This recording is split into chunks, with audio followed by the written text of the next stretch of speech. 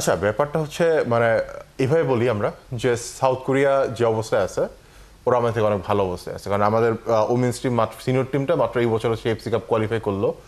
তারপর আমাদের আন্ডার 17 বেশ কয়েকবার খেলছে এশিয়া কাপে, বাট আমাদের কিন্তু আন্ডার 20 কখনো খেলে নেই।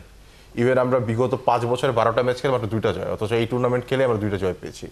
তো আমাদের কিন্তু এখন মাইন্ড সেট আপটা সম্পূর্ণ পজিটিভ। আমরা কিন্তু মানে হচ্ছে মানে ওই ইয়াতে নাই যে আমরা দেখি কি হয়, মানে হারবো না বা হচ্ছে ড্র করবো বা সম্মানজনক হার, এইসব ব্যাপারটা কিন্তু নাই, কারণ আমাদের মেয়েরা হচ্ছে ফাইট করে খেলতেছে।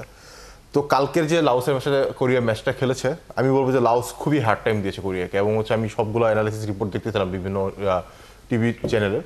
তো মানে ইন্টারন্যাশনাল রিপোর্টগুলো এরকমই যে লাউস যে এতটা বেশি চমকে দেবে সাউথ কোরিয়াকে, এটা সাউথ কোরিয়া হয়তো আশা করেনি, যেহেতু তারা হচ্ছে কতবার আন্ডার 20 ওয়ার্ল্ড কাপও খেলে আসছে।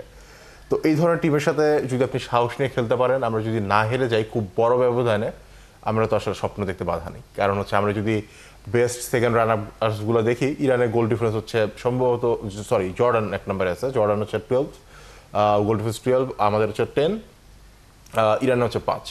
তো আমরা যদি হেরেও যাই, সেক্ষেত্রে হচ্ছে আমাদের দেখতে হবে যে গ্রুপের বাকিদের পজিশনটা আসলে চেঞ্জ হচ্ছে কিনা, বা আপনি ড্র করতে পারি। তো আসলে মানে ড্র করতে পারলে আমরা আর মানে কোনো ইয়া নেই, মানে কোনো যদি কিন্তু কোনো ম্যাথমেটিক্যাল ইকুয়েশন নাই। তো আমরা যদি ড্রর জন্য খেলি, আসলে এটা সম্ভব, খুব বেশি সম্ভব, অসম্ভব কিছুই না।